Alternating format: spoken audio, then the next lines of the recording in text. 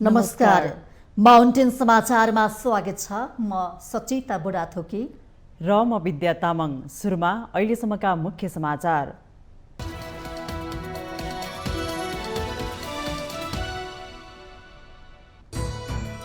विधिको शासनको धज्जी उडाउँदै मन्त्री परिषदले त्रिविका उपप्राध्यापक प्रेम चलाउनेको विचाराधीन मुद्दा फिर्ता लियो। सरकारको निर्णय विरुद्ध चलाउने अनसनमा। साइबर क्राइम र बैंकिङ कसुर मुद्दाको जिल्ला अदालतबाट किनारा लाग्ने भन्सार सम्बन्धी कानून संशोधन विधेयक संघीय संसदमा पेश गर्ने मन्त्री परिषदको निर्णय। प्रतिनिधि सभा बैठकको पहिलो सत्र शोक प्रस्ताव पारित गरी स्थगित। प्रदेशका बहालवाला मन्त्रीको निधन हुँदा सांसद सरहने सम्मान प्रकट गर्ने नयाँ अभ्यासको सुरुवात। विपद प्रभावित क्षेत्रमा लाइफ लाइन कनेक्टिभिटी जोड्ने काम प्राथमिकतामा रहेको गृहमन्त्री श्रेष्ठको भनाई। भौतिक मन्त्रालयले बाढी पहिरो प्रभावित क्षेत्रको छुट्टै स्थलगत अनुगमन गर्ने। निकै तामझामसँगै सुरु भएको पोखरा अन्तर्राष्ट्रिय विमानस्थलमा 6 महिनामा बल्ल पहिलो अन्तर्राष्ट्रिय व्यावसायिक उडान। अर्को उडानका लागि फेरि 6 महिना कुर्नु नपरोस्। होन्डुरसको केन्द्रीय महिला जेलमा दङ्गा भड्किँदा 41जना कैदीको मृत्यु। जिम्मेवार निकायलाई जवाफदेही बनाउने राष्ट्रपति जियोमार क्यास्ट्रोको प्रतिबद्धता। र 2 पटकको एक दिवसीय तथा T20 विश्वकप क्रिकेट विजेता वेस्ट इन्डिजसँगको प्रतिस्पर्धाका लागि नेपाल तयार। पहिलो पटक विश्वकप विजेतासँग खेल्ने अवसर।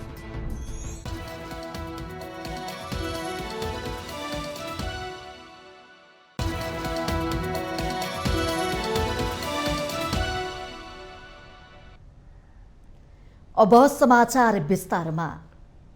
नेपालमा विधिको शासनको जति कुरा गरे पनि राजनीतिक दलहरूबाट यसको उपहास भइरहेको तीतो वास्तविकता स्वीकार्नुको विकल्प छैन।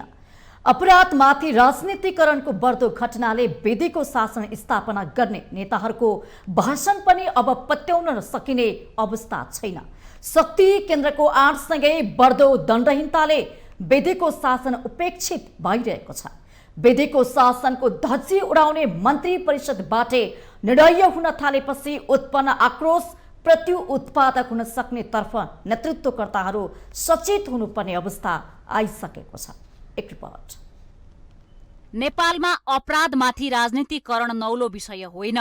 प्रायजसो अपराधका घटनामा प्रमुख राजनीतिक दलहरूकै पक्षपोषण पनि देखिन्छ। आपराधिक घटनामा मुछिएकाहरूले आफू सम्बन्ध दलको संरक्षण पाइरहेका कारण मुलुक सुशासनका लागि छटपटाइरहेको छ। न त अपराध गर्नेहरूले कानून अनुसार कारबाही भोग्नुपर्छ। यस्तो कुसंस्कार युक्त राजनीतिले समाजमा चरम विचलन मात्रै ल्याएको छ। यस्तै कारणले यत्रतत्र अराजकता, हिंसा र प्रतिहिंसा जन्माइरहेको छ। राजनीतिक चेतनाको अभाव र दलका शीर्ष नेताबाट हुने संरक्षणले विश्वविद्यालय र शिक्षण संस्थाहरू समेत अछुतो देखिँदैन। यो क्षेत्र अध्ययन र अध्यापनका लागि असुरक्षित बन्दै गइरहेको छ। प्रेम चलाउने त्रिवी समाजशास्त्र विभागका उपप्राध्यापक हुन्। 2077 साल असोज 20 गते त्रिवी परिसर कीर्तिपुरमा नेविसङ्घका विद्यार्थीहरू हरि आचार्य, योगेन्द्र रावल सहित अन्य 5 जनाको सामूहिक आक्रमणमा परेका चलाउनेको टाउको, छाती, पेट र खुट्टामा चोट लागेको थियो। उनी 1 महिनाभन्दा बढी समय उपचारका लागि अस्पताल बसे। चलाउनेमाथि आक्रमण गर्नेहरू विरुद्ध काठमाडौँ जिल्ला अदालतमा ज्यान मार्ने उद्योग अन्तर्गत मुद्दा विचाराधीन छ। आरोपितहरू सामान्य धरौटीमा छुटेपछि चलाउनेले उच्च अदालत पाटनमा पुनरावेदन दिएका थिए। तर मुद्दाको अन्तिम सुनवाई हुने बेला मन्त्री परिषदले नै मुद्दा फिर्ताको निर्णय गर्यो। मन्त्री परिषदको उक्त निर्णय कार्यान्वयनका लागि काठमाडौँ जिल्ला सरकारी वकिल कार्यालयले जिल्ला अदालत काठमाडौँमा निवेदन दर्ता गरिसकेको छ। तर मन्त्री परिषदको यस्तो निर्णयले विधिको शासनको धज्जी उडाएको छ। स्वतन्त्र न्यायपालिकाको मर्ममाथि प्रहार गरेको छ। आपराधिक घटनामा संलग्न आफ्ना कार्यकर्ताको संरक्षण गर्ने राजनीतिक दलहरूका कारणले दण्डहीनता मौलाउँदै गएको छ। सरकारका यस्ता कदमले विधिको शासनमाथि नागरिकले विश्वास गर्ने ठाउँ छैन। सरकारका यस्ता निर्णयले नै लोकतान्त्रिक शासन प्रणालीलाई गिज्याइरहेको छ। किनकि अपराध गर्नेहरूलाई सत्ता र शक्तिको बलमा संरक्षण गर्नु आफैमा खेदजनक हो। जसरी मन्त्री परिषदले काठमाडौँ जिल्ला अदालतमा विचाराधीन ज्यान मार्ने उद्योगको मुद्दा फिर्ता लिने निर्णय गरेको छ, यस्तो निर्णय लिने अधिकार नेपालको कानूनले कसैलाई दिएको छैन। पीडकलाई प्रचलित कानून अनुसार कानूनी दायरामा ल्याउनुको सट्टा स्वयं सरकारले मुद्दा फिर्ता लिने निर्णय गर्नु सत्ताको दुरुपयोगको पराकाष्ठ हो। आम नागरिकले शान्ति सुरक्षा र न्यायको अपेक्षा गर्ने राज्यका निकायबाटै यस किसिमले मुद्दा फिर्ता हुनु, अदालतमा न्यायिक प्रक्रियामै रहेको मुद्दालाई स्वार्थ प्रेरित अमुक दबावबाट पन्छाइनु निन्दनीय हो। सरकारका यस्ता गतिविधिले राज्यका हरेक निकायलाई कुरूप बनाएको छ। मन्त्री परिषदले छलफल गर्नुपर्ने थुप्रै क्षेत्र छन्। देशको अर्थतन्त्र, नागरिकको कष्टकर दैनिकी, विदेशी हस्तक्षेप, सार्वभौम राष्ट्रमाथिको आक्रमण, नागरिकहरूको विदेश पलायन रोक्ने लगायतका विषयमा मन्त्री परिषदमा सघन छलफल हुनुपर्ने बेला अपराध गर्नेलाई कसरी हुन्छ जेलबाट छुटाउनेमा मन्त्री परिषदको ध्यान केन्द्रित हुनु लोकतन्त्रमाथिको उपहास हो। माउन्टेन टेलिभिजन यसडी राजनीतिक ब्युरो। सरकारले साइबर क्राइम र ब्याङ्किङ कसुरका मुद्दामा जिल्ला अदालतहरूलाई नै सुरु कारबाही र किनारा लगाउने अधिकार दिएको छ। मंगलबार बसेको मन्त्री परिषदको बैठकले साइबर क्राइम र ब्याङ्किङ कसुरका मुद्दामा जिल्ला अदालतहरूलाई नै सुरु कारबाही र किनारा लगाउने अधिकार दिने निर्णय गरेको हो। त्यसैगरी सरकारले भन्सार सम्बन्धी कानूनलाई संशोधन र एकीकरण गर्न बनेको विधेयक संघीय संसदमा पेश गर्ने र क्याबिनेटको विधेयक समितिमा पठाउने पनि निर्णय गरेको छ। र अर्को यो परराष्ट्र मन्त्रालयको प्रस्तावमा नेपाल चीन सीमानाको तातोपानी झाङमो स्थित सीमा चिन्ह 53(1) लाई यथास्थानमा संयुक्त रूपमा पुनःस्थापनाका लागि नेपाली टोली गठन गर्ने भन्ने निर्णय भएको छ। त्यसको लागि टोली गठन भएको छ। सरकारले नेपाल चीन सीमानाको तातोपानी झाङ्गो स्थित सीमा चिन्ह 53(1) लाई यथास्थानमा संयुक्त रूपमा पुनःस्थापनाका लागि नेपाली टोली गठन गर्ने धुर्म सुन्तले फाउन्डेसनले गिराना चौर एकीकृत नमुना बस्ती पुनर्निर्माण तथा पर्यटन प्रवर्धन परियोजनाको स्वामित्वमा रहेको घर जग्गा हस्तान्तरण गर्दा असुल गर्नुपर्ने अग्रिम कर त्यसलाई छुट दिने निर्णय पनि गरेको छ।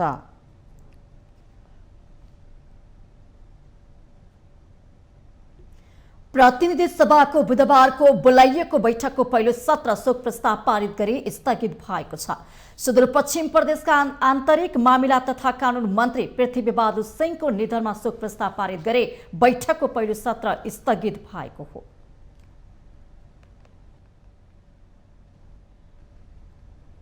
श्री पृथ्वीबहादुर सिंहको सवारी दुर्घटनामा परि उपचारको क्रममा 2080 साल असार 5 गते मंगलबार 65 वर्षको उमेरमा असामयिक निधन भएकोमा उहाँको निधनप्रति शोक प्रकट गरी श्रद्धाञ्जली अर्पण गर्दै शोक सन्तप्त परिवारप्रति समवेदना प्रकट गर्दछ। उक्त शोक प्रस्तावलाई पारित गरिदिनु हुन अनुरोध गर्दछु। उक्त शोक प्रस्ताव सर्वसम्मतिले पारित भएको घोषणा गर्दछु।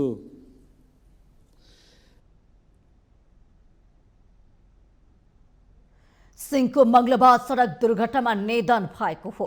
यो सँगै प्रतिनिधि सभामा नयाँ अभ्यास सुरुवात भएको छ।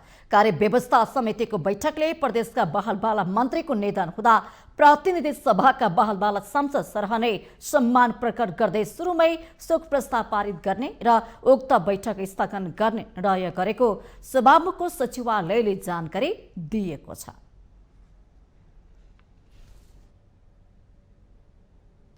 बुधबार प्रतिनिधि सभा बैठकमा युवा तथा खेलकुद, कृषि तथा पशुपक्षी विकास, शिक्षा, विज्ञान तथा प्रविधि र कानून न्याय तथा संसदीय मामिला मन्त्रालयको विनियोजन शीर्षकमाथि छलफल भएको छ। छलफलमा कांग्रेसका सांसद डाक्टर चन्द्रकान्त भण्डारीले क्रिकेट मैदानका लागि आवश्यक बजेटको तत्काल व्यवस्था गर्न सरकारसँग माग गर्नु भएको छ।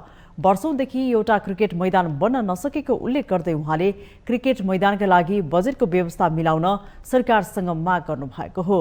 उहाँले बुद्धको जन्मस्थल लुम्बिनीमा अस्पताल बनाउन सके विश्वभरका बौद्ध मार्गीहरू बच्चा जन्माउन नेपाल आउने सम्भावनातर्फ पनि सरकारको ध्यानाकर्षण गराउनुभयो। आज माउन्टेन चढ्ने कुरा गर्ने विश्वविद्यालय बनाइदिनुहोस्, संसारका व्यक्तिहरू आउँछन्। लुम्बिनीमा जानुहोस्, गौतम बुद्धको ठाउँमा जानुहोस्, बच्चा जन्माउने ठुलो हस्पिटल बनाइदिनुहोस्, हजारौं बेडको। संसारभरिका बुद्ध मार्गीहरू सन्तान जन्मान आउँछन्। के छैन नेपालमा? कहाँ छ हाम्रो सोच, कहाँ छ हाम्रो दृष्टिकोण? ठिक छ, हामी समय अनुसार चल्न सकेनौँ कि समय अनुसार बुझेनौँ कि त्यसो एजुकेसन च्याट जीपीटीतिर गइरहेको छ, एग्रिकल्चर हर्टिकल फार्मिङतिर गइरहेको छ, ट्रान्सपोर्ट डिस्ट्रिब्युसन ब्लक चेनतिर गइरहेको छ, इम्प्लोइमेन्टमा फ्रिल्यान्सिङमा चलिरहेको छ। संसार यसरी चलिरहेको छ, हामी कहाँ छौँ? छलफलमा भाग लिँदै आम जनता पार्टीका अध्यक्ष एवं सांसद प्रभु शाहले किसानलाई पेन्सनको व्यवस्था गर्नुपर्ने प्रस्ताव गर्नुभयो। कृषि क्षेत्रको प्रोत्साहनका लागि किसानले सम्मानको लागि पनि उनीहरूलाई पेन्सन दिने व्यवस्था गर्न सरकारले आँट गर्नुपर्ने उहाँको तर्क छ। कृषकको निश्चय पुँजी बराबर पनि कर्जा नपाउने स्थितिलाई हामी ब्रेक डाउन गर्न सकेन, ब्रेक थ्रु गर्न सकेन भने के हामी त्यसमा हाम्रो निर्धारित लक्ष्य प्राप्त गर्न सक्छौँ? आज हामी हेरिरहेछौँ किसान मल पाउँदैन, सिँचाइ पाउँदैन, सुपथ मूल्य पाउँदैन, उसले कहीँ सम्मान पाउँदैन। के किसानलाई हामी पेन्सन दिन सक्दैनौँ र? जसले खुन पसिना त्यसरी सुकाएर दुनियाँलाई पालिरहेछ, अन्नदाता हो, अन्नदाताले सम्मान नपाउने, पेन्सन नपाउने हुन्छ? नेपालमा कसले पेन्सन पाउने हो? देशलाई पुरै लुटेर राज गर्ने थाई सरकारले पाउँछ कि किसानले पाउँछ?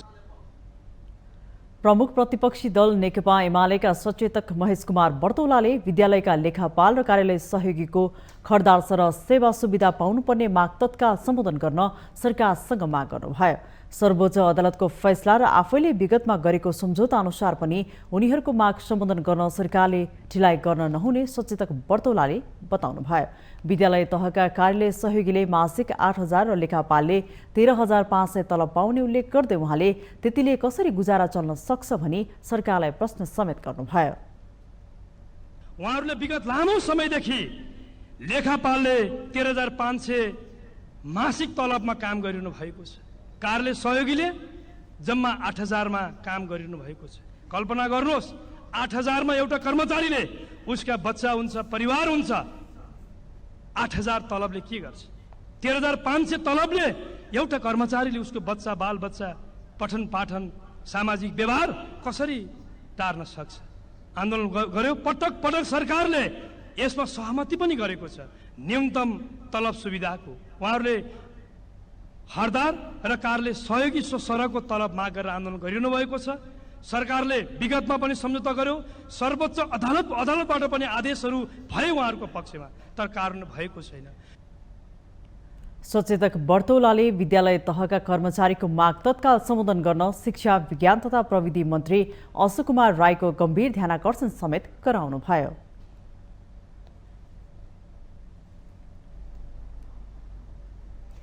प्रतिनिधि सभाको बुधबारको बैठकमा सांसदहरूले समसामयिक विषयमा सरकारको ध्यानाकर्षण गराएका छन्। सांसदहरूले पुरातात्विक क्षेत्रहरूको संरक्षण, वन्यजन्तुहरूको उचित व्यवस्थापन, सडक तथा पुलहरूको निर्माण, कृषि क्षेत्रमा भएका समस्या, मौलिक हकको कानुनी व्यवस्था लागू गर्नुपर्ने, देशभर फैलिरहेको लम्पी स्किन रोग लगायतका विषयमा सरकारको ध्यानाकर्षण गराएका छन्। ऐतिहासिक, पुरातात्विक र सांस्कृतिक नगरी हो र 1381 मा राजा हरिसिंहदेवलाई दिल्लीका बादशाह गयासुद्दिन तुगलकले आक्रमण गरेपछि त्यो साम्राज्य ध्वस्त हुन पुग्यो र अहिले विगत 6 वर्षको अन्तरालमा त्यहाँ पोखरी खन्ने क्रममा विभिन्न स्थानहरूमा श्रीकृष्णको मन्दिर, स्वामीनारायणको मन्दिर, 1000 वर्षभन्दा पुराना पुरातात्विक सम्पदाहरू फेला परिराखेको छ। तसर्थ म सरकारसँग प्राचीन स्मारक संरक्षण ऐन अनुसार त्यसलाई संरक्षित क्षेत्र घोषणा गरियोस्। चितवन जिल्लाको माडी नगरपालिका जाने बाटोमा राष्ट्रिय निकुञ्ज पर्दछ। त्यस निकुञ्जमा वन्यजन्तुले सधैँ आक्रमण गरेर त्यहाँका बासिन्दाहरूलाई एकदम आतृत बनाइरहेको छ। त्यस्तै त्यही वन्य निकुञ्ज बाटोबाट माडी जानेमा बाटोको एकदम दर्दनीय अवस्था भएको हुनाले त्यहाँको जनताहरू एकदम त्रसित भइरहनु भएको छ। त्यस्तै माडी नगरपालिकाभित्र बनिरहेको पुल जीवनभर कहिले नसकिने भएको हुनाले त्यो पुललाई यथाशीघ्र त्यो त्यहाँका वासीहरूले प्रयोग गर्न पाओस् भने म सम्बन्धित तत्त मन्त्रालयलाई अनुरोध सभामुख मार्फत अनुरोध गर्दछु। कृषि प्रधान देशमा किसानलाई पार्न पाइँदैन। दुग्ध उद्योगको स्थापना, सुधार, प्रवर्धन गर्न र दुग्ध पदार्थको गुणस्तर कायम गर्न अत्यन्तै जरुरी छ।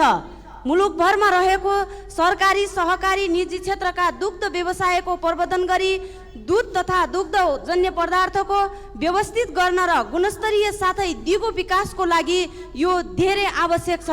सभामुख महोदय, यो क्षेत्रमा करिब 30 लाख घर परिवार दुध उत्पादनमा प्रत्यक्ष र अप्रत्यक्ष रूपमा संलग्न रहेका छन् भने 600 दुग्ध उद्योग र 1800 दुग्ध सहकारी संस्थाहरू संलग्न छन्।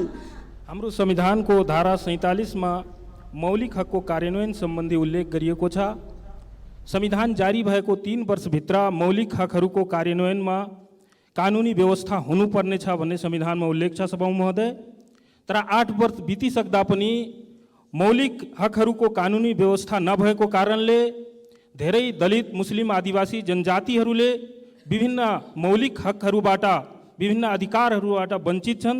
त्यसकारण सभामुख महोदय छिटोभन्दा छिटो मौलिक हकहरूको कानुनी व्यवस्था लागू गरियोस् भन्ने माग गर्न चाहन्छु। र साथसाथै दैलेख सुर्खेतको जाने बाटो अहिले पनि वान वे छ र त्यो बाटोलाई सरकारले यो वर्षको पनि बजेटमा व्यवस्था गरेको छैन।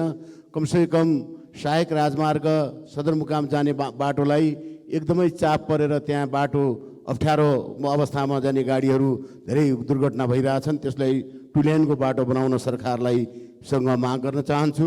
सर्वप्रथम सुदूरपश्चिमका आन्तरिक मामिला मन्त्री र उहाँको परिवारको दुःखद निधन भएकोमा हार्दिक सम्बन्धना व्यक्त गर्न चाहन्छु। साथै उदयपुर जिल्ला रौतामाई गाउँपालिका, लिम्चुम गाउँपालिका, गढी गाउँपालिका लगायत देशको झन्डै 70 जिल्लाहरूमा 70 जिल्लाभन्दा माथि लम्पी स्किन डिजिजले झन्डै 1 लाख गाई भैँसी लगायतका वस्तुहरूको मृत्यु भइसकेको छ। यो रोग द्रुत गतिमा फैलिरहेको अवस्था छ।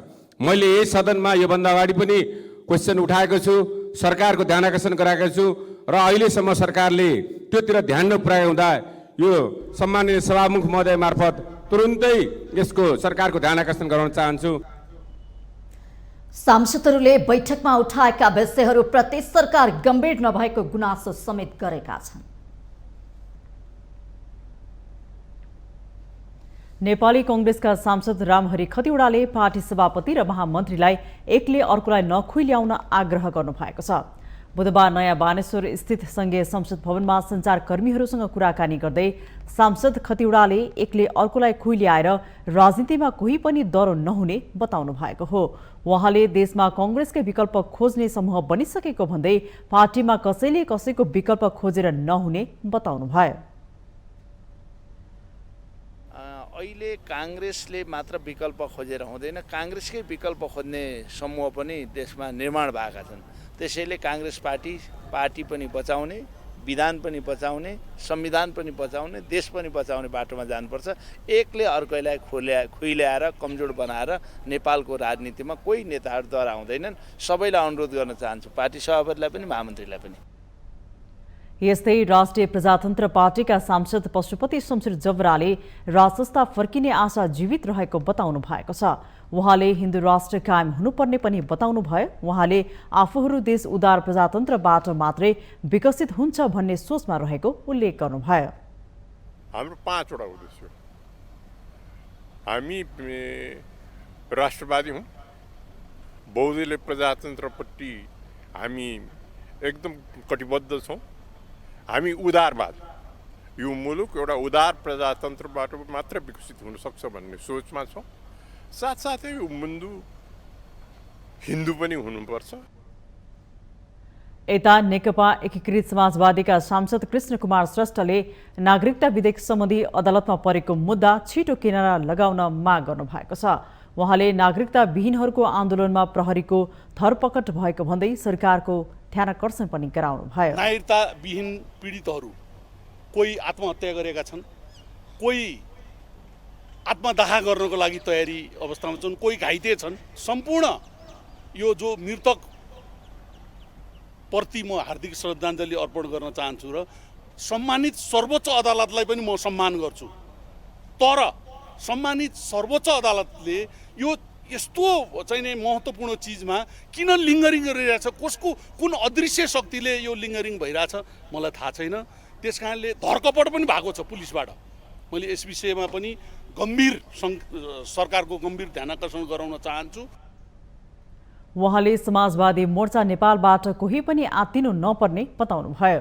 मोर्चा घोषणा भए पनि मोर्चाको विस्तृत खाका भने आउन बाँकी नै रहेको उल्लेख गर्नुभयो।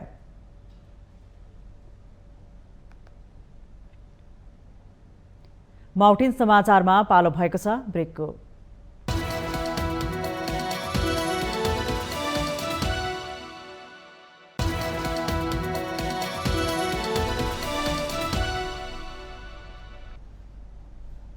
ब्रेकपछि पुनः स्वागत छ। अब बाँकी समाचार। उपप्रधान तथा गृहमन्त्री नारायण काजी श्रेष्ठले बाढी पहिरोबाट जनसम्पर्क टुटेको क्षेत्रमा लाइफ लाइन कनेक्टिभिटी जोड्ने काम सरकारको प्रमुख प्राथमिकतामा रहेको बताउनु भएको छ। बुधबार सिंहदरबारमा मनसुन जन्य विपदबाट विभिन्न जिल्लामा भएको क्षतिको विषयमा भएको छलफलमा मन्त्री श्रेष्ठले यस्तो बताउनु भएको हो। उहाँले सरकारले बाढी पहिरो प्रभावित क्षेत्रमा सडक, खानेपानी, विद्युत, खाद्यान्न लगायतका कनेक्टिभिटी तत्काल जोड्ने गरी काम गरिरहेको बताउनु भएको छ। मन्त्री श्रेष्ठले बाढी पहिरो जस्ता विपदबाट व्यवस्था भएकाहरूको खोज तथा उद्धारलाई प्राथमिकतामा राखेको पनि उल्लेख गर्नुभयो। खोज र उद्धारलाई अझै पनि प्राथमिकता दिन्छौँ। दोस्रो, हामी बासिन्दाहरूको बस्तीहरूको जुन जोखिम भइ नै सकेको छ त्यसमा अझै पनि तत्कालीन स्थानान्तरण नपुगेको भए तुरुन्तै स्थानान्तरणको कामलाई प्राथमिकता दिन्छौँ। मान्छे जोगाउनुपर्छ, बस्ती जोगाउनुपर्छ। तेस्रो चाहिँ हामीले घाइतेहरूको उपचारमा जोड दिन्छौँ।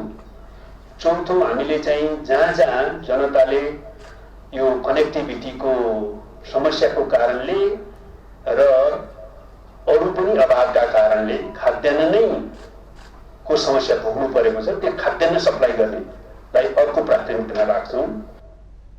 यता भौतिक पूर्वाधार तथा यातायात मन्त्री प्रकाश ज्वालाले भौतिक मन्त्रालयले बाढी पहिरो प्रभावित क्षेत्रको छुट्टै स्थलगत अनुगमन गर्ने बताउनु भएको छ।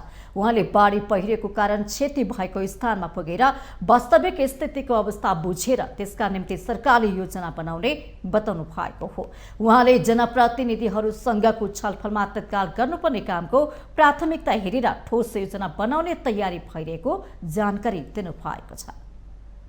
स्पेसिफिक रूपमा चाहिँ भौतिक पूर्वाधारसँग जोडिएका, कनेक्टिभिटीसँग जोडिएका, सडकसँग जोडिएका विषयहरूमा अहिले तथ्य पनि दिएर अहिले त्यसको प्रायोरिटाइज गर्ने, पहिलो नम्बरमा कुन काम गर्ने, दोस्रो नम्बरमा कुन काम गर्ने गरी पनि हामी चाहिँ सम्बन्धित जिल्लाका मानिसहरूसँग सम्बन्धित व्यक्तिहरूसँग छलफल गर्दैछौँ। अब अहिलेसम्मको स्थिति भनेको खासमा पुलहरूको क्षेत्रले नै बढी समस्या सिर्जना गरेका छ। यद्यपि अब यो मध्य पहाडी राजमार्ग पनि विभिन्न ठाउँमा क्षति भएको छ, मदनौँदारी राजमार्ग क्षति भएको छ।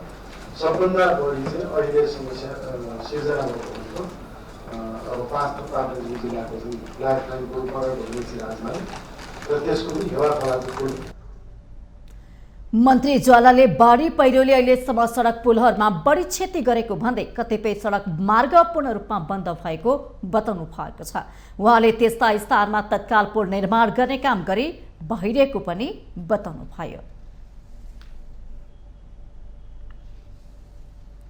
चीनले पोखरा विमानस्थल belt and road initiative BRI परियोजना अन्तर्गत भएको दोहोर्याएको छ। बुधबार पोखरा अन्तर्राष्ट्रिय विमानस्थलमा भएको पहिलो अन्तर्राष्ट्रिय व्यावसायिक जहाज अवतरणपछि आयोजित कार्यक्रमलाई सम्बोधन गर्दै नेपालका लागि चिनिया राजदूत छन सोङले पोखरा विमानस्थल चीनको महत्त्वाकांक्षी परियोजना BRI परियोजना अन्तर्गत भएको दोहोर्याउनु भएको हो। We have successfully facilitated this international charter flights, which has opened a new chapter in China-Nepal connectivity and BRI cooperation. And I would like to express my sincere thanks to Sichuan Airlines for overcoming various difficulties and makes this charter flights a reality. The passengers on this flight include the delegation of federal parliamentarians led by Chairman Tim Yasina, who had just finished their visit in China. यसअघि गत पुसमा विमानस्थल उद्घाटन समारोहलाई सम्बोधन गर्दा पनि तत्कालीन कार्यवाहक राजदूत वाङ सिनले BRI का लागि पोखरा विमानस्थल उज्जवल कार्य बनेको भन्नुभएको थियो, जबकि नेपाली पक्षले BRI अन्तर्गत कुनै पनि परियोजनामा सम्झौता नभएको दावी गर्दै आएको छ। सरकार र चिनिया सरकारी स्वामित्वको ठेकेदार कम्पनी CAMCE बीचको सम्झौतापछि 18 साउन 2073 देखि यो विमानस्थल निर्माण सुरु भएको हो।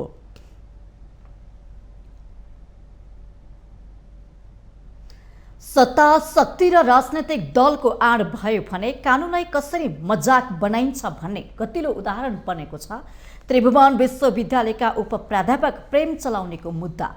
मरण सन्ना हुने गरी चलाउनेलाई आक्रमण गरेका नेविसङ्घका विद्यार्थीहरू विरुद्धको मुद्दा सरकारले फिर्ता लिने निर्णय मात्र गरेन, त्यसको विरोधमा उत्रेका चलाउनेमाथि प्रहरीले अवरोध गर्यो। हेरौँ यो रिपोर्ट। समाजशास्त्रका उपप्राध्यापक प्रेम चलाउनेमाथि 2077 असोज 20 गते त्रिभुवन विश्वविद्यालय परिसर कीर्तिपुरमा आक्रमण गरेको आरोप लागेका नेविसङ्घका हरि आचार्य, योगेन्द्र रावल सहित 5 जना विरुद्ध जिल्ला अदालत काठमाडौँमा विचाराधीन मुद्दा सरकारले फिर्ता लिएको छ। तर सरकारले आक्रमण गर्नेमाथिको मुद्दा फिर्ता लिने निर्णय गरेपछि विरोधमा उत्रिएका चलाउनेलाई प्रहरीले नियन्त्रणमा समेत लिएको हो। अघिल्लो सरकारले नै आक्रमणकारीलाई उन्मुक्ति दिने गरी मुद्दा फिर्ताको प्रक्रिया सुरु गरेको हो, जसका लागि महाधिवक्ताको कार्यालय र कानुन मन्त्रालयको राय लिने कार्य सुरु गरिएको थियो। अहिलेको सत्ता गठबन्धनको प्रमुख दल नेपाली काङ्ग्रेस भएकाले आफ्ना कार्यकर्तामाथिको मुद्दा फिर्ता गराउने निर्णय मन्त्री परिषदबाट गराइएको हो। नेविसङ्घका कार्यकर्ताको आक्रमणबाट प्राध्यापक चलाउनेको टाउको, छाती, घाँटी, तिघ्रामा चोट लागेको छ। चलाउने 1 महिनासम्म अस्पतालमा भर्ना भएर उपचार गर्न बाध्य हुनुभएको थियो। अहिलेसम्म पूर्ण रूपमा स्वास्थ्य लाभ गर्न नसकेका चलाउने अब न्यायका लागि कहाँ जाने भन्ने अलमलमा हुनुहुन्छ। तर सरकारले दोषीलाई बचाउन गरेको विसङ्गति राजनीतिक आवरणमा अपराध लुकाउने प्रयास भएको कानुनका जानकारहरू बताउँछन्। अहिलेको वर्तमान सत्ताधारी सङ्गठन जो सत्तामा छन्, यिनीहरूले हिजोका दण्डहीनतालाई आफ्नो कानुनमा लिएर, कानुनलाई हातमा लिएर अगाडि बढिरहेका छन् र यो कानुनको उपहास हो, कानुनको ठाडो उल्लङ्घन हो, कानुनको हस्तक्षेप हो र अहिले मन्त्री परिषदले गर्नुपर्ने काम त्यो होइन। आफू अनुकूलका कार्यकर्ता, नेता, भाइ भतिजा कार्यकर्ताहरूलाई बचाउनको लागि जुन अहिलेका यो मन्त्री परिषदले निर्णय गर्यो, यो नेपालको कानुनको इतिहासमा कालो धब्बा हो। मुलुकी फौजदारी संहिताको दफा 116 मा सरकारले अदालतमा दर्ता भएको मुद्दा फिर्ता लिन सक्ने व्यवस्था गरेको छ। सरकारले सोही कानुनी व्यवस्थामा टेकेर मुद्दा फिर्ता लिन मिल्छ कि मिल्दैन भनेर महाधिवक्ता कार्यालय र कानुन मन्त्रालयसँग राय मागेको थियो। दुवै निकायले मुद्दा दायर गर्ने र फिर्ता लिने अधिकार सरकारको हुने र रायपछि मन्त्री परिषदबाट निर्णय गराएर फिर्ता लिएको हो। तर यो निर्णयप्रति आपत्ति जनाउँदै पीडित प्राध्यापक चलाउने एक्लै आन्दोलनमा होमिनु भएको छ। काठमाडौँ जिल्ला अदालतमा आमरण अनसनको प्रयास गर्नुभएका चलाउनेलाई प्रहरीले अदालत परिसरबाट नियन्त्रणमा लिनेदेखि आन्दोलनका कार्यक्रम गर्न निषेध गरेको छ। त्यही प्रवृत्ति को तपाईहरु पनि शिकार बन्न सक्नुहुन्छ र हामी यो देशको जो कोही सर्वसाधारण नागरिक शिकार बन्न सक्छ। मेरो लडाई त्यसका विरुद्धमा हो। अबको कदम मेरो वकिल साहब हुनुहुन्छ यहाँ, अब हामी तत्काल रिटमा जाँदैछौँ। त्यो रिटको विषयमा उहाँलाई अलिकति सोध्नुहोस्। अब मेरो के छ, हामी एउटा रिटमा जाने कुरो छ र मेरो सत्याग्रहलाई निरन्तरता दिने कुरो छ। रिटको विषयमा मेरो वकिल साहब यहाँ हुनुहुन्छ, बसन्त जोशी, उहाँलाई सोध्नुहोस्। मेरो अनसन जहिलेसम्म यो सरकारले मुद्दा फिर्ता लिँदैन र मैले न्याय पाउँदैन त्यसलेसम्म म अनसन बस्छु। पछिल्लो समय अदालतप्रति अविश्वासको खडेरी पर्दै गएका बेलामा प्राध्यापक चलाउनेको मुद्दाले थप बल पुगेको छ। ज्यान मार्ने प्रयास स्वरूप भएको कुटपिटमा मुद्दा फिर्ता लिँदै जाने हो भने देशमा दण्डहीनताले प्रश्रय पाउँछ। फलत सरकारको आदेशमा अदालतले गरेको निर्णयप्रति नागरिकले न्याय मरेको आभास गर्न बाध्य हुनेछन्। माउन्टेन टेलिभिजन एचडीका लागि बटुक राजगिरीको रिपोर्ट। परराष्ट्र मन्त्री नारायण प्रसाद साउदले अन्तर्राष्ट्रिय बोलपत्र आह्वान गरेर राहदानी खरिद गर्न समय लाग्ने भएकोले महँगोमा किन्नुपर्ने बाध्यता रहेको बताउनु भएको छ। बुधबार अन्तर्राष्ट्रिय सम्बन्ध र पर्यटन सम्बन्धी बैठकमा समितिलाई राहदानी व्यवस्थापनको विषयमा जानकारी दिँदै मन्त्री साउदले परराष्ट्र मन्त्रालय महँगो पैसा तिरेर राहदानी उपलब्ध गराउनुपर्ने चापमा रहेको बताउनु भएको हो। सार्वजनिक खरिद कानुन अनुसार अन्तर्राष्ट्रिय बोलपत्र आह्वान गरेर राहदानी किन्न समय लाग्ने भएकाले महँगोमा किनेर राहदानी वितरण गरिरहेको मन्त्री साउदको भनाइ छ। विद्युतीय राहदानी खरिदका लागि पहिलो पटक बोलपत्र आह्वान गर्दा 50 लाख प्रतिको प्रस्ताव गरिएकोमा मन्त्री परिषदको निर्णय अनुसार 20 लाखमा झारिएको उहाँले जानकारी गराउनुभयो। सेवा अवरुद्ध गर्दा पनि नमिल्ने भएकाले अन्तरिम अवधिका लागि महँगोमा थप राहदानी खरिद गर्नुपर्ने बाध्यात्मक परिस्थिति रहेको उहाँको तर्क छ।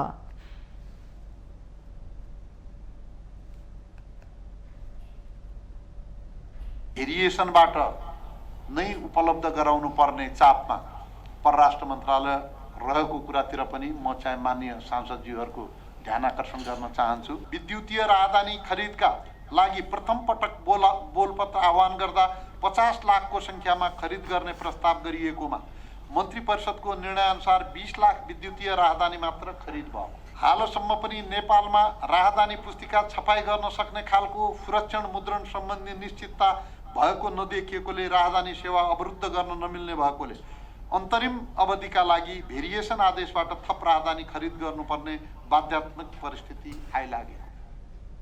बैठकमा राहदानी विभागका महानिर्देशक सुरेन्द्र यादवले माग अत्याधिक रहेकाले भिडभाड भएको बताउनुभयो।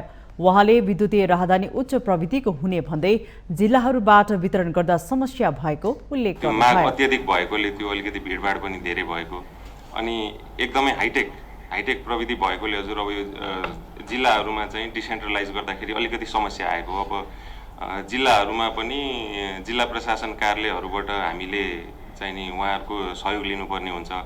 अब जिल्ला प्रशासन कार्यालयहरू पनि चाहिँ नि हजुरको त्यसमा पनि जनशक्ति अब यो टेक्नोलोजी चलाउने जनशक्ति कम भएको भएर चाहिँ अलिकति समस्या भएको सुरुका दिनहरूमा। अहिले औसतमा दैनिक 6500 सम्म राहदानी छपाई हुने भन्दै उहाँले राहदानी विभागमा जनशक्ति अपुग रहेको जानकारी समेत गराउनुभयो।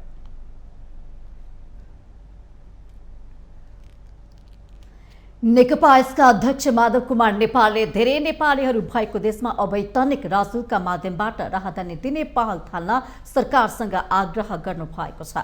बुधबार अन्तर्राष्ट्रिय सम्बन्ध र पर्यटन समिति बैठकमा उहाँले अवैतनिक राजदूतका माध्यमबाट राहदानी दिने पहल थाल्न सरकारसँग आग्रह गर्नु भएको हो। उहाँले समयमा नै राहदानी खरिद गर्न सके कम मूल्य पर्ने भन्दै भेरिएसनको नाममा ठेकेदारहरूले मूल्य बढाउँदै लैजाने गरेको पनि औलाउनु भएको छ। भेरिएसन आदि इत्यादि भनिन्छ। यो भेरिएसनको नाममा म्यानुपुलेसन ज्यादा हुने गर्दछ। त यो भेरिएसन अब यहाँ त थाहा छैन कतिको म्यानुपुलेसन हुन्छ, तर यो भेरिएसनको नाममा चाहिँ हामी देख्छौँ विभिन्न यो ठेक्कापट्टाहरूमा चाहिँ सबै मूल्य वृद्धि गर्ने कुराहरू हुन्छ। त अब थाहा छ यति आवश्यक छ भने समयमा गर्दाखेरि मूल्य कम पर्छ। भेरिएसनमा जाने बित्तिकै यसको भाउ बढ्दै जान्छ।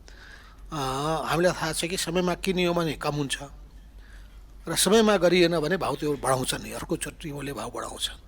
त यो सबै चिजहरूको सन्दर्भमा कतिको तपाईँहरूको ध्यान गएको छ र अर्को चाहिँ यस सम्बन्धमा कस्ता कस्ता विसङ्गतिहरू विकृतिहरू देखिए। कांग्रेसका सांसद प्रकाशमान सिंहले अन्तर्राष्ट्रिय स्तरको राहदानी बनाउने निर्णय गरेर कार्यान्वयनमा व्यवस्था गरेको आरोप लगाउनु भएको छ। सरकारले कार्यान्वयनमा तदारुकता नदेखाउँदा जनताले समस्या भोग्नु परेको भन्दै उहाँले नेपाली राहदानीको अन्तर्राष्ट्रिय र्याङ्किङ कमजोर बन्दै गएको तर्फ पनि सचेत गराउनु भएको छ। अब मसिन रिडेबल पासपोर्टबाट ई पासपोर्टमा जाने निर्णय गरिसकेपछि निर्णय गर्नुभन्दा अगाडि त्यो निर्णय लागू गर्नु कार्यान्वयन गर्नुको लागि गभर्मेन्टले चाहिँ त्यसमा चाहिँ वास्तै नगर्ने हो कि डिसिजन चाहिँ एकदम एट पार इन्टरनेसनल स्तरमा चाहिँ जानलाई चाहिँ गर्ने डिसिजन गरिहाल्ने अनि चाहिँ लागू गर्नेमा चाहिँ अनि कम्प्लिकेसन्सहरू अनि जनताले मार खानुपर्ने। जनताले मार खाएपछि अनि जनप्रतिनिधिहरूले त अब त सबभन्दा त्यसमा चाहिँ प्रभाव चाहिँ हामीलाई नै पर्ने भयो। यतातिर चाहिँ अब ध्यान चाहिँ जान चाहिँ जरुरत छ जस्तो मलाई चाहिँ लागेको छ। माओवादी केन्द्रका सांसद उपमहासचिव वर्षमान पुनले पर्याप्त पूर्वाधार बनाउन नसक्दा विद्युतीय राहदानी वितरणमा समस्या बढेको तर्क गर्नुभयो। शासकहरू चाहिँ एक खालका हुन् के विशेषण प्रयोग गरिन्छ यस्ता हुन्।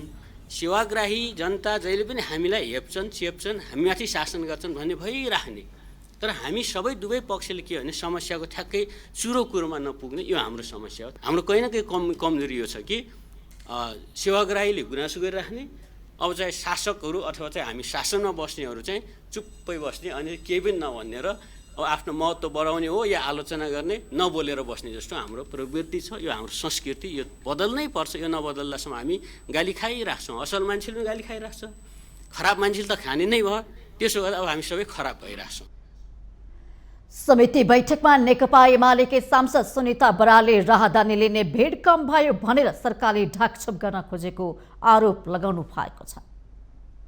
आजभोलि लाइन छैन भनेर मैले चाहिँ सञ्चार माध्यममा पढेँ सुने, खुसी पनि लाग्यो। तर त्यस पश्चात यसो भेरिफाई गरेको लाइन किन हुँदो रहेनछ भने अनलाइन एप्लिकेसन गरेर टाइम लिने तर त्यो टाइम चाहिँ 4 महिना पछाडि आउने। 4 महिनासम्म घरमै कुरेको कुरा लाइन हो कि होइन?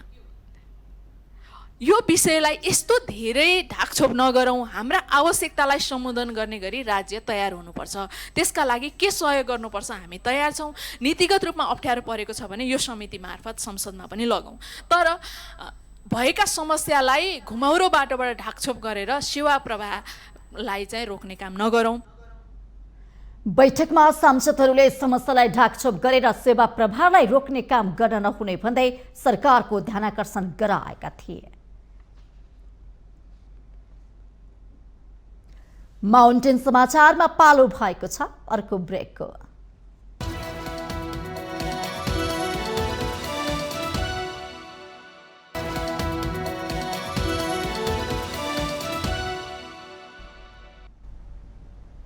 ब्रेकपछि पुनः स्वागत छ। अब बाँकी समाचार। प्रधानमन्त्री पुष्पकमल दाहाल प्रचण्डले योग र ध्यानको विषय प्राथमिकदेखि नै विश्वविद्यालयसम्म पाठ्यक्रममा समावेश गर्ने सरकारको उद्देश्य रहेको बताउनु भएको छ। बुधबार काठमाडौँमा अन्तर्राष्ट्रिय योग दिवसको अवसरमा आयोजित कार्यक्रमलाई सम्बोधन गर्दै उहाँले प्राथमिकदेखि विश्वविद्यालयसम्म पाठ्यक्रममा समावेश गर्ने सरकारको उद्देश्य रहेको बताउनु भएको हो। नेपाल योग अभ्यासका लागि विश्वकै सुन्दर भूमि रहेको उल्लेख गर्दै उहाँले नेपाल योग सम्बन्धी ज्ञान विज्ञानको अध्ययन गरिरहेका विश्वका अध्येताहरूका लागि नेपाल मूल गन्तव्य बन्ने प्रचुर सम्भावना रहेको पनि बताउनुभयो। खानका होस् या सबैतिरको योगको जबरजस्त प्रभाव देखिन्छ। ढुङ्गे धारा, कुवा, इनार र राजकुलका निर्माणमा पनि योग र तन्त्रको ज्ञानलाई प्रयोग गरेको हामी सबैले देख्न सक्दछौँ। त्यसैले योग नेपालकै अमूल्य निधि पनि हो। प्राकृतिक वातावरणको हिसाबले नेपाल संसारभरका मानिसका लागि योग अभ्यासका लागि एउटा सुन्दर भूमि पनि हो र यो देश योग सम्बन्धी ज्ञान विज्ञानको अध्ययन गरिरहेका विश्वभरिका अध्येताहरूका लागि नेपाल मूल गन्तव्य बन्न सक्ने प्रचुर सम्भावना रहेको छ। दिवसकै छुट्टै कार्यक्रममा एमालेका अध्यक्ष केपी शर्मा ओलीले योगले नेपाललाई समृद्ध र नेपालीलाई सुखी बनाउने बताउनुभयो। ज्ञानलाई व्यवहारमा कसरी उतार्ने? मान्छे के चाहन्छ भन्दा सर्वै भवन्तु सुखिनः, सबै सुखी हुन चाहन्छन्। हामीले समृद्ध नेपाल मात्रै नभएर सुखी नेपाली किन भन्यौँ भन्दा समृद्धिले मात्रै पुग्दैन, सुख चाहिन्छ। सुख कसरी प्राप्त हुन्छ? पहिलो जैविक प्रवृत्ति मानिसको सुरक्षित हुनु हो। सुरक्षित भएपछि मात्रै अरू कुराहरू सुरु हुन्छन्। त्यसकारण सुरक्षित हुन चाहन्छ। सुरक्षित हुने थुप्रै प्रसङ्गहरू, थुप्रै बाटाहरू, थुप्रै पाटाहरू छन् सुरक्षाका। नेपालबाटै योग ज्ञान उत्पत्ति भएको ओलीको दावी छ। यसैगरी नेपाली कांग्रेसका सांसद प्रदीप पौडेलले योग शिक्षालाई देशले राष्ट्रिय अभियानका रूपमा अघि बढाउनु पर्नेमा जोड दिनुभयो। सांसद पौडेलले योगलाई जीवनशैलीसँग जोड्न सके स्वस्थ जीवन जिउन सकिने पनि बताउनुभयो। योगलाई आफ्नो जीवन शैलीसँग जोड्न सक्यो, दैनिकीसँग जोड्न सक्यो भने त्यो मानिस स्वस्थ हुन सक्छ। यो प्रमाणित विषय बनिसकेको छ। त्यसैले स्वस्थ बन्ने चाहना राखेका हरेक मानिसहरू योगसँग जोडिन आवश्यक हुन्छ। शरीरको विकारहरू निकाल्ने, मस्तिष्कलाई सन्तुलित बनाउने र अर्काको सेवा भावमा समर्पित हुने लक्ष्य राख्नका निम्ति योग साधनाले, योग विचारले, योग ज्ञानले महत्त्वपूर्ण भूमिका खेल्न सक्छ भन्ने मलाई लाग्छ।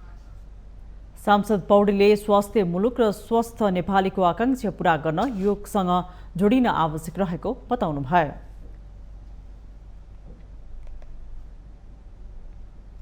संस्कृति, पर्यटन तथा नागरिक उड्डयन मन्त्री सुदन किरातीले नेपाल र भारत बीचको सम्बन्ध हिमालको उचाइ चाहिँ अघि बढिरहेको बताउनु भएको छ। बुधबार पोखरामा अन्तर्राष्ट्रिय योग दिवसको अवसरमा आयोजित कार्यक्रमलाई सम्बोधन गर्दै उहाँले यस्तो बताउनु भएको हो। उहाँले प्रधानमन्त्री प्रचण्डको भारत भ्रमणले दुई देशको सम्बन्ध थप सुदृढ र उचाइमा पुगेको पनि उल्लेख गर्नुभयो। उहाँले योग गर्न र मनोरम दृश्य हेर्न पोखरा पुग्न भारतीयहरूलाई आह्वान गर्नु भएको छ। पोखरालाई नेपाल, भारत र चीनको व्यापारिक केन्द्र बनाउनु पर्ने भन्दै मन्त्री किरातीले पोखराबाट भारतका विभिन्न शहरमा उडान हुन सके सांस्कृतिक, सामाजिक र आर्थिक सम्बन्ध सुदृढ हुने विश्वास पनि व्यक्त गर्नुभयो। पोखराबाट सिधै भारतको विभिन्न क्षेत्रीय शहरहरूमा उडान भर्न सक्ने व्यापक सम्भावना म देख्छु। पोखराबाट पटना, पोखराबाट भारतको चण्डीगढ, पोखराबाट भारतको गोरखपुर र सिलगढी विमानस्थलहरूमा हामीले उडान भर्न सके थप हाम्रो सांस्कृतिक, सामाजिक र आर्थिक सम्बन्ध प्रगाढ भएर जान्छ जस्तो मलाई विश्वास छ। कार्यक्रममा नेपालका लागि भारतीय राजदूत नवीन श्रीवास्तवले पोखरालाई योग केन्द्रका रूपमा विकास गर्नुपर्ने धारणा राख्नु भएको छ। प्राकृतिक मनोरम र पर्यटनका दृष्टिकोणले उत्कृष्ट स्थान पाएको भन्दै पोखरालाई सडक सञ्जाल वा हवाई रुटका माध्यमबाट जोड्दै जान सकिने राजदूत श्रीवास्तवले बताउनु भएको छ। भारतका विभिन्न शहरका पर्यटकहरू पोखरामा आइरहेको उल्लेख गर्दै उहाँले पोखरालाई योग केन्द्रका रूपमा विकास गर्न भारत सरकार सहयोगको लागि तयार रहेको बताउनु भएको छ।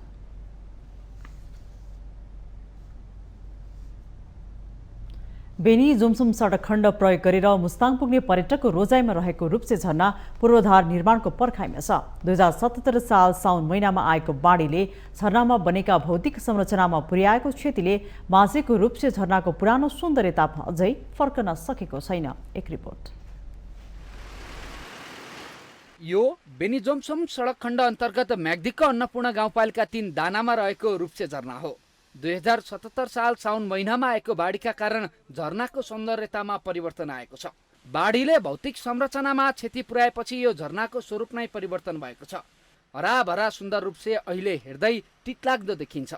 अझै कोरला सडक आयोजनाले झरना नजिकै जमिन कटान गरेर समयमै ग्याबिन तथा पर्खाल निर्माण नगर्दा अहिले रूप्से 6 र आसपासमा पहिरो चलिरहेको छ। कुनै बेला मुस्ताङ घुम्न आउने पर्यटकलाई लट्ठ बनाउने यो झरना संरक्षणको पर्खाइमा छ। सुन्दर रूप्सेको स्वरूप नै परिवर्तन हुँदा पनि त्यसको संरक्षणमा सम्बन्धित निकायहरूले चासो देखाउन नसकेको म्याग्दी र मुस्ताङवासीहरूको गुनासो छ। यो हुलाक टिकटमै छापिएको झरना एसियाको नमुना झरना भनेर एकदम यसको सौन्दर्यता त यहाँ हामीले अब पहिलाको फोटोहरू मात्रै देख्छौँ। अहिले त्यो खालको सौन्दर्यता अहिले छैन यहाँ होइन। यो किनभने रुप्से झरनामा चाहिँ मोटर बाटो आयो होइन। मोटर बाटो आउँदासम्म पनि रुप्से झरनाको स्वरूप यति नराम्रो तरिकाले बिग्रेको अवस्था थिएन होइन। मोटर बाटो आउने क्रममा यहाँनिर चाहिँ अब यहाँनिर सायद बम ब्लास्टिङ गर्दा हो कि होइन, कम्पनीको चाहिँ जथाभावी मिसिन चलाएर हो कि होइन। यो तलको यो बाटोको भाग बग्नुको कारण चाहिँ यो बाटो ठुलो बनाउने क्रममा चाहिँ यो तलको स्वरूप चाहिँ बिग्रेको हो रुप्से झरनाको। यो झरना अहिले अलिकति ठुलो भइरहेको छ। अहिले यो बाटो खनेर यो माथिबाट पहिरोहरू धुवाहरू झरिरहेको अवस्था छ र यसलाई चाहिँ यो झरनालाई सकभर चाहिँ अब यसलाई चाहिँ संरक्षण अनि यसलाई चाहिँ व्यवस्थित गर्न जरुरी छ। चाहिँ सम्बन्धित निकाय नेपाल सरकारलाई ध्यान राख्न आवश्यक छ। मुस्ताङ जाने बाटोमै यो झरना पर्ने भएकाले पर्यटकलाई सुनमा सुगन्ध थप्ने गरेकोमा अहिले रूप्से झरना नजिकै पुग्दा पहिरोले ज्यानै लैजान्छ भन्ने त्रास रहिरहन्छ। झरनाको अवस्था देख्दा पर्यटकहरूको मन पनि खिन्न हुने गरेको छ। एकदमै राम्रो लाग्यो मलाई चाहिँ। तर अब अहिले मैले पहिला सुने जस्तो एकदमै प्रकृतिले हराभरा एकदमै राम्रो सुन्दर थियो अरे। अहिले सायद यो पहिरो त होइन, पक्कै बाटो खने जस्तो छ। त्यसको प्राकृतिक नै कुरूपता हुने गरी नराम्रो देखिरहेछ। पहिला मैले सुने जस्तो र उहरूमा त्यो घरमा देखे जस्तो चाहिँ लागेन। राम्रो चाहिँ एकदम राम्रो छ झरना, तर यो बाटो खन्दाखेरि बिगारे जस्तो छ। यसको कुरूपता नराम्रो लागिरहेको छ मलाई। समुद्री सतहदेखि 1800 मिटर उचाइमा रहेको यो झरना 75 मिटर अग्लो छ। वर्षेनी 2 लाख भन्दा बढी पर्यटक यही झरना हुँदै मुस्ताङ पुग्ने गरेका छन्। रूप्सेको सौन्दर्यता बचाउन सके मात्रै पनि पर्यटन प्रवर्धनमा ठुलै सहयोग पुग्ने देखिन्छ। यसका लागि सम्बन्धित निकायको बेलैमै ध्यान जान जरुरी छ। माउन्टेन टेलिभिजन एसटीका लागि सन्दीप शर्माको रिपोर्ट। हामीसँग आर्थिक, अन्तर्राष्ट्रिय र खेल समाचार बाँकी नै छन्। माउन्टेन समाचारमा पालो भएको छ अर्को ब्रेकको।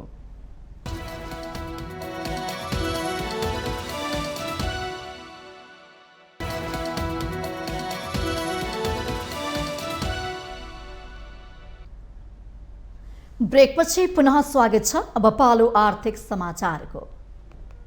आर्थिक समाचारको साथमा जगदम्बा सुपर साइन तथा ग्याल्बा प्लस जीवनभरको भरोसा।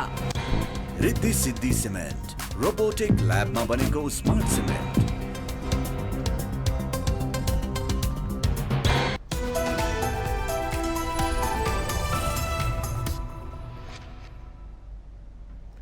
सन् 2023 को जनवरी 1 तारिकदेखि निकै तामझामसँगै सञ्चालनमा आएको पोखरा अन्तर्राष्ट्रिय विमानस्थलमा बुधबार पहिलो अन्तर्राष्ट्रिय व्यावसायिक उडान भएको छ। उद्घाटन भएको 6 महिनापछि पहिलो अन्तर्राष्ट्रिय उडान हुनु खुसीकै क्षण पनि होला, तर अर्को उडानको लागि फेरि 6 महिना कुर्नु नपर्ने स्थिति सिर्जना गर्नु अहिलेको प्रमुख आवश्यकता हो। एक रिपोर्ट। चीनको छेन्दुबाट सिचुवान एयरलाइन्सको जहाज पोखरा अन्तर्राष्ट्रिय विमानस्थलमा अवतरण गर्यो।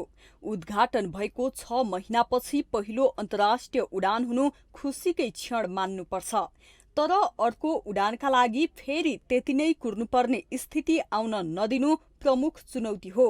निर्माण सुरु गर्दा विमानस्थलको जग्गा किन्न नागरिक उड्डयन प्राधिकरणले करिब 8 अर्ब रुपैयाँ खर्चिएको छ। त्यसबाहेक प्राधिकरणले विमानस्थल बनाउन झण्डै 22 अर्ब रुपैयाँ सुरुमै चीनको एक्जिम बैंकसँग ऋण लिएको छ, जुन अहिले बढेर 28.5 अर्ब बढी पुगेको छ। ऋणको सावा ब्याज तिरेर नियमित खर्च गरेर प्रतिफल कमाउनु अहिलेको सबैभन्दा ठूलो चुनौती हो। यो नियमित उडानलाई हामी कसरी सञ्चालन गर्ने? आज पहिलो पटक यो चार्टर उडान हो, यो नियमित उडान होइन कि अहिले दुईटा सन्दर्भले गर्दा पोखरा अन्तर्राष्ट्रिय विमानस्थलमा पहिलो पटक चिनिया विमानहरू नै अवतरण गर्नु पर्दछ, किनकि यो चीन सरकारको ऋण सहयोग र प्राविधिक सहयोगमा निर्माण भएको हो। संस्कृति पर्यटन तथा नागरिक उड्डयन मन्त्री सुदन किरातीले पोखरा अन्तर्राष्ट्रिय विमानस्थलमा अन्तर्राष्ट्रिय उडान सुरु गर्नु पहिलो कदम भए पनि अब यसलाई निरन्तरता दिन आवश्यक रहेको उल्लेख गर्नुभयो। सुरुवात गर्नु धेरै ठुलो कुरा हो, यो भन्दा पनि ठुलो कुरा यसलाई निरन्तर सञ्चालन गर्नु हो। यो लामो यात्राको पहिलो पाइला हामीले प्रारम्भ गरेको मलाई अनुभूति भएको छ। अन्तर्राष्ट्रिय उडानको संख्या बढाउन सके मात्रै यो विमानस्थल निर्माणको औचित्य पुष्टि हुन्छ। यसैको प्रयास जारी रहँदा आज मौका छोपेर नेपाल पर्यटन बोर्डका प्रमुख कार्यकारी निर्देशक डाक्टर धनञ्जय रेग्मीले नेपाल चीन जोड्ने मुस्ताङको कोरला नाका तत्काल खुलाउन सके नेपालमा पर्यटकहरूको वृद्धि हुने तर्क गर्नुभयो। यो मन्त्रालयमा मात्र नभएर यो दबाब हामीसम्म पुगेको छ र हामी प्रत्येक पटक जाँदाखेरि पनि कसरी प्लेन लिएर आउन सकिन्छ त्यो वार्ताहरू गरिरहेका थियौँ र अहिले आएर दुनिया दूतावासको सहयोगमा फाइनली एउटा ड्र्यागन बोट फेस्टिभलको रेस एउटा फेस्टिभल आयोजना गरियो र त्यही सन्दर्भमा पारेर पहिलो पटक यहाँ प्लेन ल्यान्ड गर्न सम्भव भयो, जुन एउटा ठुलो उपलब्धिको रूपमा लिएको छ। तर एकपटक एउटा चार्टर फ्लाइट ल्यान्ड गर्नु पर्यो, यसलाई सुचारू कसरी गर्न सकिन्छ त्यो सबभन्दा ठुलो महत्त्व राख्दछ। पोखरा महानगरपालिकाका प्रमुख धनराज आचार्यले चीनले आगामी दिनमा पनि विभिन्न मुख्य शहरहरूबाट नियमित उडान गर्न प्रेरित गर्ने अपेक्षा गर्नुभयो। आजको यस महत्त्वपूर्ण अवसरमा महामहिम राजदूत मार्फत जनवादी गणतन्त्र चीन सरकार समक्ष पोखराको उद्योग पर्यटन र पूर्वाधारको विकासका लागि वृद्धि गर्न पोखरा महानगरपालिकाको तर्फबाट अनुरोध गर्दछु। साथै हाम्रा भगिनी सम्बन्ध स्थापित भइसकेका नगर प्रमुखज्यूहरूलाई एक अर्कामा आपसी सहयोग र सहकार्यका निम्ति आह्वान गर्दछु। एक्जिम बैंकसँग लिएको ऋण अहिले बढेर 28.5 अर्ब रुपैयाँ बढी पुगेको छ, जसमध्ये 25% 7 अर्ब 13 करोडमा ब्याज नलाग्ने सम्झौता छ। बाँकी 75%मा भने 2% ब्याज तिर्नुपर्छ। ब्याज नलाग्ने ऋणको सावा पनि किस्ताबन्दीमा तिर्नुपर्छ। त्यसबाहेक ब्याजसँगै सावा पनि तिर्दै जानुपर्छ। विश्वमा विमानस्थलले प्रति यात्रु करिब $18.49 रुपैयाँ कमाइरहेको छ। यो हिसाबले कम्तीमा 10 लाख पर्यटक आवश्यक छ। कल्पना गरिए अनुसारको पर्यटक संख्या वृद्धि हुन सक्यो भने वर्षमा 1 अर्ब जति खुद नाफा हुने र 8-9 वर्षमा लागत उठ्नेछ। नभए यो विमानस्थलको औचित्य पुष्टि नभए राज्य ऋणमा डुब्ने वास्तविकतातर्फ सचेत हुन आवश्यक छ। अब पालो अन्तर्राष्ट्रिय समाचारको।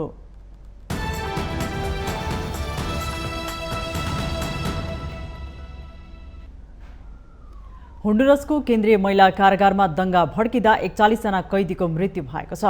लामो समयदेखि समस्याग्रस्त कारागार प्रणालीमा भड्केको हिंसामा 41 जना कैदीको मृत्यु भएको अन्तर्राष्ट्रिय सञ्चार माध्यमहरूले जनाएका छन्। होन्डुरसको जेलमा भएका हिंसा मध्ये यो सबैभन्दा घातक रहेको पनि बताइएको छ। हिंसामा अधिकांश जलेका छन् भने अरूलाई गोली लागेको छ। राजधानी तेगु सिगाल्पा नजिकैको तामारामा रहेको हिरासतमा अनुसन्धानकर्ताहरूले खोजी गर्दा मृत्यु हुनेको संख्या बढ्ने अनुमान गरिएको छ। होन्डुरसका राष्ट्रपति जियोमारा क्यास्ट्रोले यस घटना स्तब्ध भएको र जिम्मेवार अधिकारीहरूलाई जवाफदेही बनाउन कडा कदम चाल्ने प्रतिबद्धता जनाउनु भएको छ। होन्डुरसको नेशनल वुमन्स पेनिटेन्सियरी फर सोसल एडप्टेसनले लगभग 800 कैदीहरूलाई राखिएको छ र यो संख्या क्षमताभन्दा लगभग दोब्बर हो।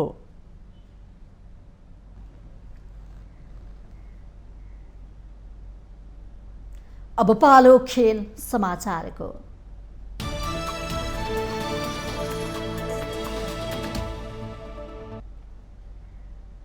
नेपाली क्रिकेट टोलीले 2 पटकको 1 दिवसीय तथा T20 विश्वकप विजेता वेस्ट इन्डिजसँग पहिलो पटक खेल्ने भएको छ। जिम्बाब्वेमा जारी आइसिस विश्वकप क्रिकेट छनौटका क्रममा नेपालले आज वेस्ट इन्डिजसँग पहिलो पटक खेल्न लागेको हो। खेल हरारे स्पोर्ट्स क्लबमा नेपाली समय अनुसार मध्याह्न पाउने 1 मा सुरु हुनेछ। आइसिसले 1 दिवसीय विश्वकपको पहिलो तथा दोस्रो संस्करणको उपाधि जितेको वेस्ट इन्डिजसँगको खेल नेपालको लागि निकै महत्त्वपूर्ण मानिएको छ। विश्वकप छनौटमा 2 खेलमा 1 जित र 1 हारबाट सुपर 6 मा पुग्ने सम्भावना कायमै रहेको अवस्थामा नेपालका लागि यो खेल निकै महत्त्वपूर्ण छ। नेपालको क्रिकेट इतिहासमा पहिलो पटक विश्वकप विजेता टोलीसँग खेल्न पाएको यो अवसर नै कोसे ढुङ्गा भइसकेको छ। विस्फोटक ब्याटरको बाहुल्यता भएको वेस्ट इन्डिज विरुद्ध खेल्न एसोसिएट क्रिकेटमा शानदार प्रदर्शन गर्दै आएको नेपाल निकै उत्साहित छ। 1 दिवसीय वरियतामा नेपाल 14औं र वेस्ट इन्डिज 10औं स्थानमा छन्। क्रिकेटमा कुनै पनि भर हुँदैन। कागजी रूपमा वेस्ट इन्डिज नेपालभन्दा धेरै बलियो टोली भए पनि जितको लागि मैदानमा राम्रो प्रदर्शन गर्नुपर्ने वास्तविकता नेपालले बुझेको छ। जिम्बाब्वे विरुद्ध पहिलो खेल हार पनि त्यो बेलाको प्रदर्शनले नेपालको मनोबल छनै उच्च छ। विश्वकप विजेता वेस्ट इन्डिजलाई हराउन नेपालले त्यसको कमजोरीको भरपूर्ण फाइदा उठाउन सक्नुपर्छ।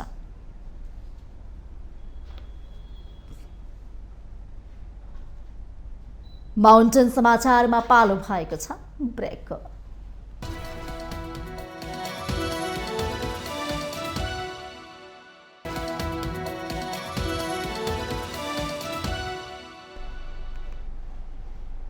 ब्रेकपछि पुनः स्वागत छ। यो सँगै हामी माउन्टेन समाचारको अन्त्यमा आइपुगेका छौं। जाँदा जाँदै मुख्य समाचार पुनः एकपटक।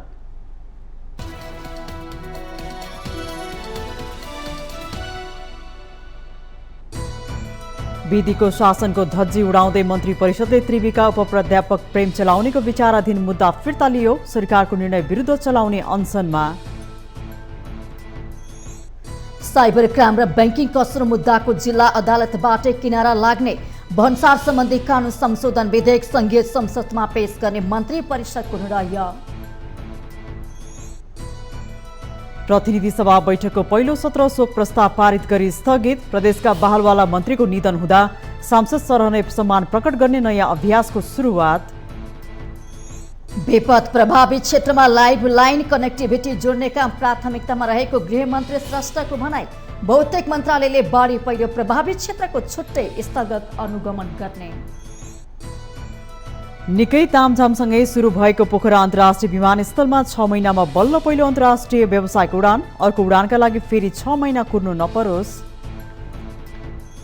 होन्डुरसको केन्द्रीय महिला जेलमा दंगा भड्किँदा 41 जना कैदीको मृत्यु।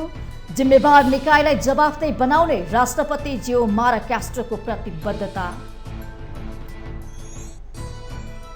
र 2 पटकको 1 दिवसीय तथा T20 विश्वकप क्रिकेट विजेता वेस्ट इन्डिजसँगको प्रतिस्पर्धाका लागि नेपाल तयार। पहिलो पटक विश्वकप विजेतासँग खेल्ने अवसर।